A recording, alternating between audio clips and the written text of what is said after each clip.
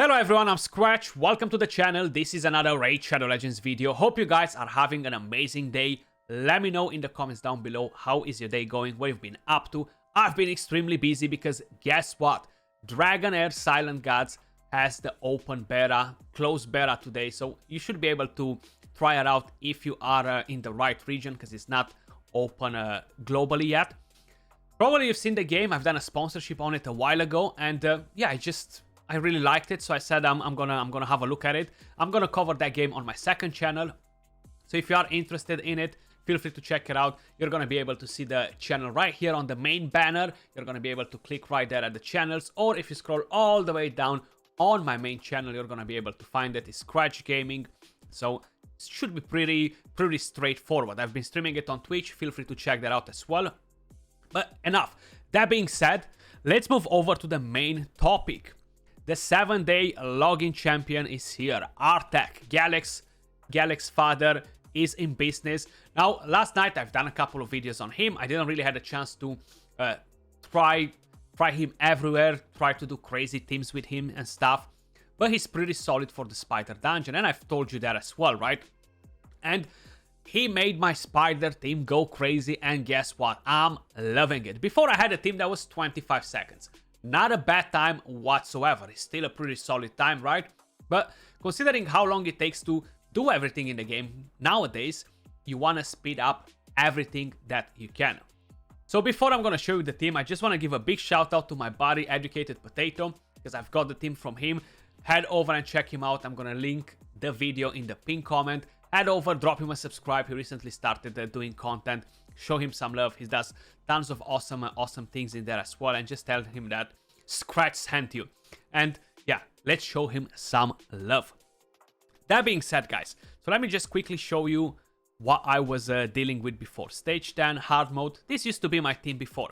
I don't have Cisia. I do have Theodore. So I mentioned that before as well yesterday. If you're lacking any of these champions, being able to bring in another HP burner is gonna be amazing, right? So that's what Artak actually does. Detonates the HP burn, which is awesome. So I'm definitely looking forward to try that out, you know. So it's nothing wrong really with this team, except the fact that it's 25 seconds. But it's 25 seconds on the dot there. It's pretty spot on. It never really goes over. It never really goes under. It's good, right? 25 seconds is definitely not bad. But if you are able to bring in a different team, man, of course you're gonna do it. So this is the team right here.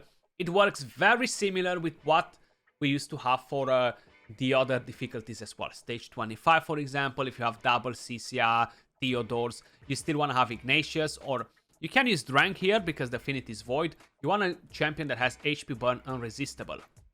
That's gonna make your run consistent. So in terms of speeds, yes, Ignatius is the fastest champion. I'm going to show you the builds in just a second. Let me show you the presets first. So on Theodore, you start with the A3. Of course, Ignatius with the A3. You have Coldheart with the A3. You have Acrisia with the A2, or a Royal Guard with the A2 if you have that available. But I'm going to walk you through that in just a second, explaining the whole situation with the Royal Guard. And of course, Artak with the A2. You want him to bring in Dogs of War and instantly activate any HP burn. That's actually going to be pretty good. Coldheart is the fastest champion.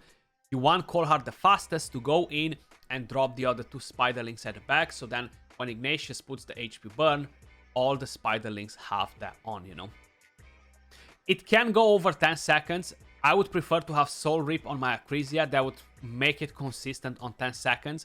But sometimes, if like War Masters are not proccing here and there, it's gonna go a bit over, and a Soul Rip will actually take care of that issue. But unfortunately, I don't have it on Acrisia. I'm definitely gonna look to spend 20 coins to 20 essence, sorry, to purchase the first soul for Acrisia, and I'm gonna give Soul Rip 8% of the HP, and it's gonna be job done. Now, if you don't run Acrisia and you're running Royal Guard, you're gonna wanna have Soul Rip on Ignatius, because they're gonna rotate. Ignatius is gonna come again to take his turn, and he's gonna use the A2, and the Soul Rip is gonna do all the cleanup if needed. You know, like right here, if I would have had a Soul Rip on Acrisia, this was gonna be game over basically. it's gonna be game over like this. Somebody's gonna come and clean up. It's just literally a bit of HP left, so it's not a big deal. You're not gonna have to stress about it whatsoever, you know. If, for example, we're taking Acrisia out and we're gonna bring in a Royal Guard, it's not gonna be as consistent with Royal Guard, of course, but you're still gonna be able to do it. Now, if you don't have Theodore, you might have Sisia. Keep in mind, Sisia tends to do a bit of more damage compared to Theodore, so you want to make sure you're building her like crap, basically. Royal Guard, he needs to be over 245 speed, the slowest champion that you have in here, because the Spider Queen is at 245 speed. It's not going to be as consistent like with Acrisia, you know, so that's why you want to have Soul Rip on somebody. You don't want to have Brimstone because you're kind of like trying to keep the Spider Queen away from taking a turn. But there we go. 10 seconds with Royal Guard as well is doable, but is not as consistent, you know. If War Masters are not proccing left and right, you know. But when I mean consistent, I'm talking about the 10 seconds. The team is 100% win rate. Like, this is not gonna fail because somebody is gonna come in and do the cleanup regardless. Like, the Spider literally needs another hit, and that's about it, you know. So it's 100% is impossible to fail it. There you go. And Royal Guard again, 10 seconds, 3 back to back. You see, so it's not a bad rate on it, but having a Soul Rip will definitely be huge. If you can have it on the new 7-day login champion, that would be awesome because he's gonna take the turn after because of his passive. You know, there you go. Bang. And drops the HP burn. Another touch on the Spider Queen and it's dead. 20 seconds. Now let me actually quickly show you the builds on the champions. This is my Ignatius, no damage whatsoever, and total stats: 58k HP, 4.6k defense, 271 speed. He's the second fastest champion in the team. He doesn't need accuracy. Masteries, you want to get a War Master. I literally just resetted the Masteries. I'm gonna finish the rest after, but I'm not even sure if I'm gonna do the rest, actually. I think I'm gonna keep them for my daily quest, you know, unlock a mastery on a champion, and I'm gonna do it like that because nothing really matters on the other one. Sorry, I just hit my mic. War Master as tier 6.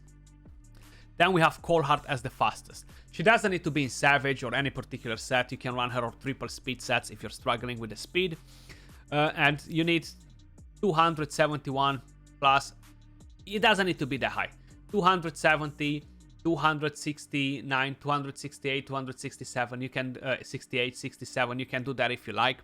Pretty close, even lower than that. Just as long as it's over 245 speed, all your champions need to be over that, and kind of like speed tuned in order, you're fine, you know. So that's Coldheart. And Masteries, I have Giant Slayer on this one actually. You definitely want to get War Master.